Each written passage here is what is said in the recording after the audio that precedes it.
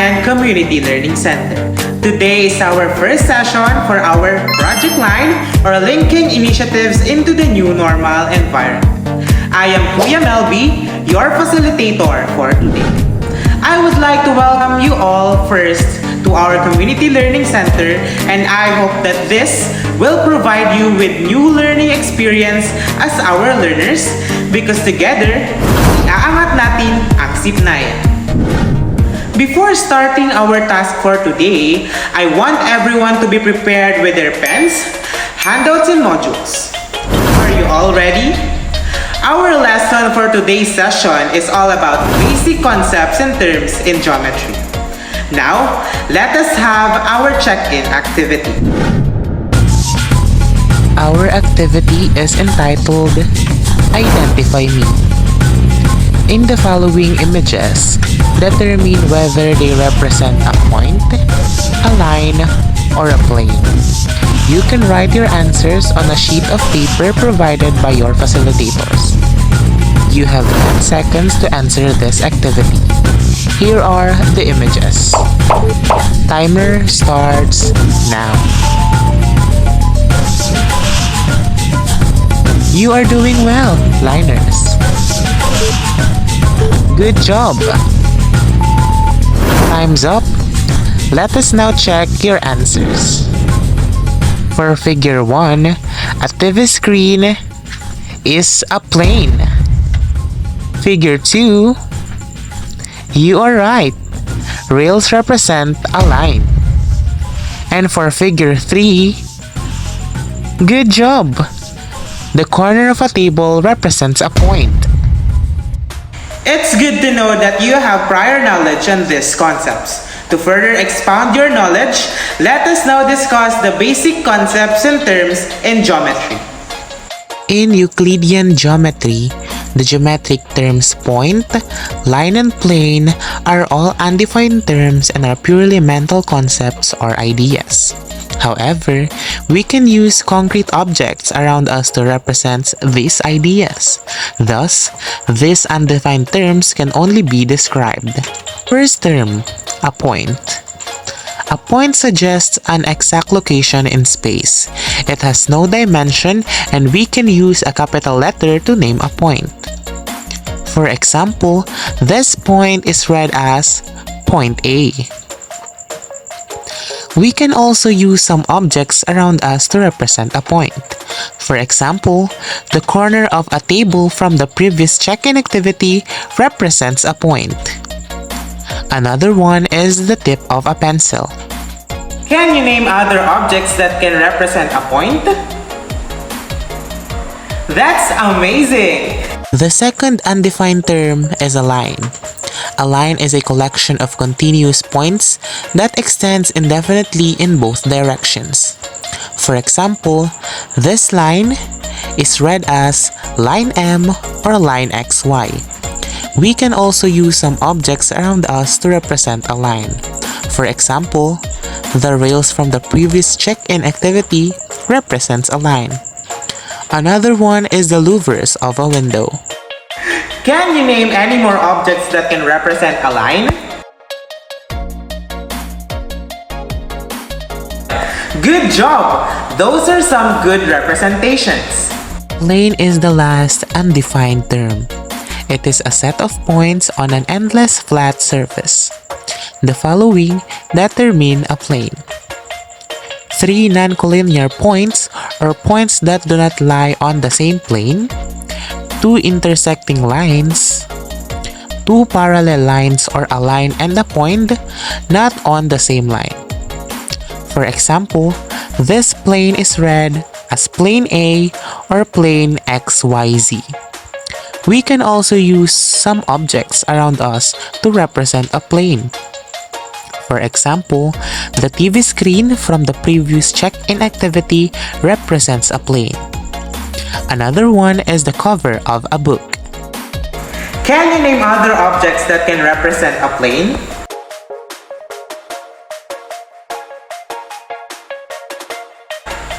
You are doing good! Did you know that these terms are very close to each other? We can say that 2 lines, 2 two planes or a line and a plane intersect if they have at least one point in common. For examples, these lines intersect at point O. Another one, this line AB and plane M intersect at point A. And these planes intersect at line BC. Amazing, right? Here are other basic geometric terms with regards to point and lines. Collinear points are points on the same line. Coplanar points or lines are points or lines on the same plane. Intersecting lines are two or more lines that intersect or cross each other at a common point. Parallel lines, on the other hand, are coplanar lines that do not meet. Three or more lines are concurrent if they all intersect at only one point. Lastly, skew lines are lines that do not lie on the same plane. Are you familiar with these terms? If not, worry less because we will be encountering them in our next sessions. Our next lesson is all about subsets of a line. Do you know what a subset is? A subset is a set made up of components of another set. There will be two subcategories such as line segments and rays. Let us dig deeper on each of them. A line segment is a subset of a line that has two endpoints. For example, this segment is read as line segment AB or segment AB. This can be read also as line segment BA or segment BA. In symbols, points are written in capital letters with a line or segment above them. Another subset of a line is what we call as rays.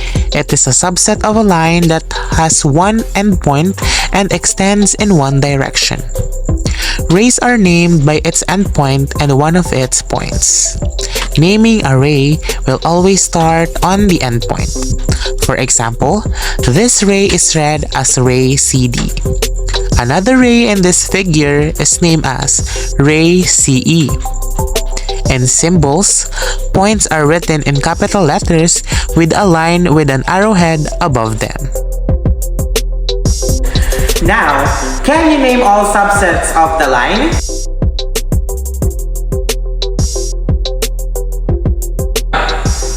Wow, that was good!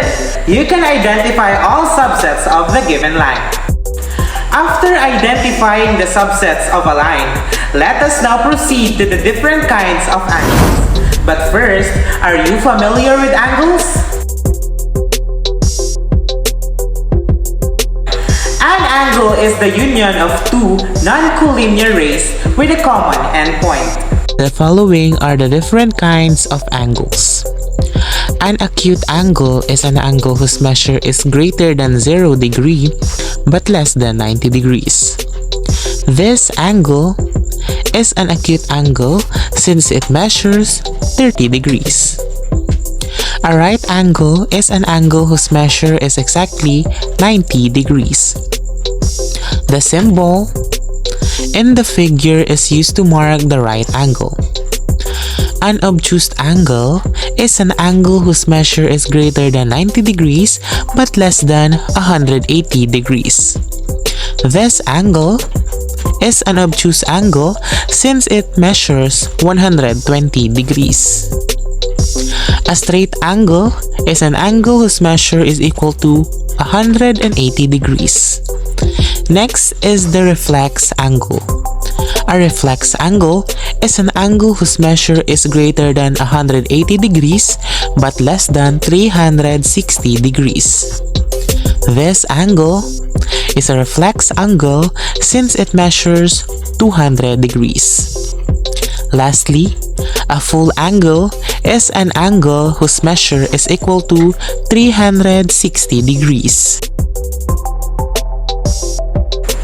I hope that you have fully understand each term and concepts. To know more if you have learned something, let's have a Liners virtual quiz.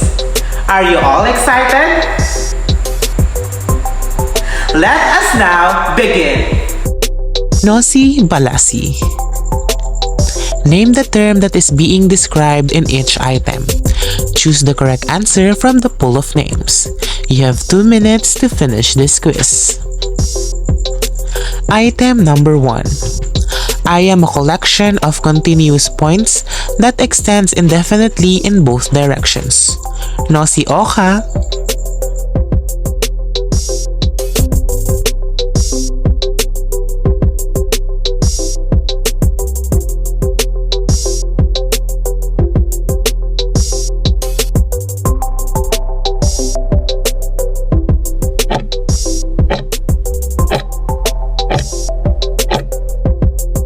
Item number 2.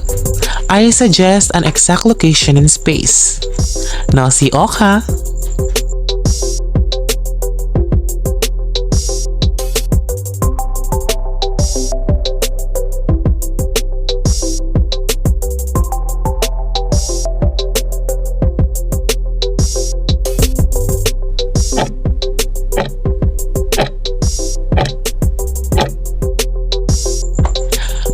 Item number 3. I am a set of points on an endless flat surface. 𝐍ew-Knowledge.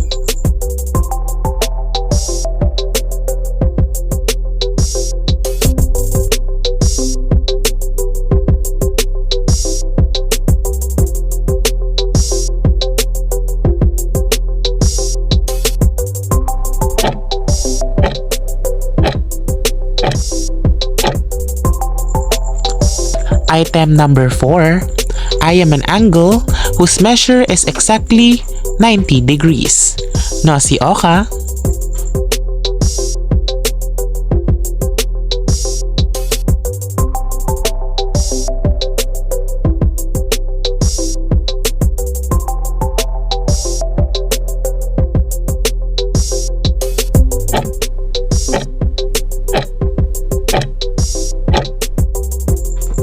And item number 5.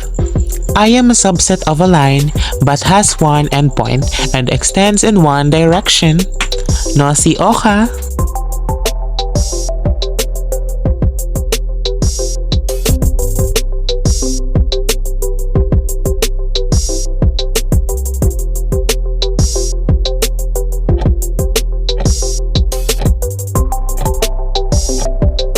Let us check your answers.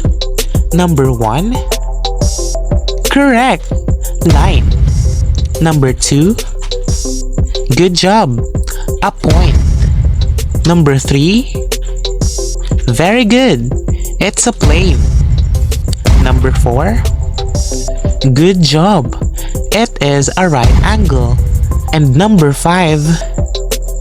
Good job. It is a ray.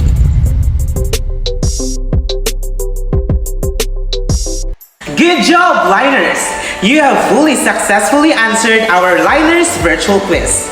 Before we formally end our lesson, the facilitators will provide a worksheet for this session. You may answer them after watching this video. That's it for today. For our next session, we are going to dig deeper on the world of angles.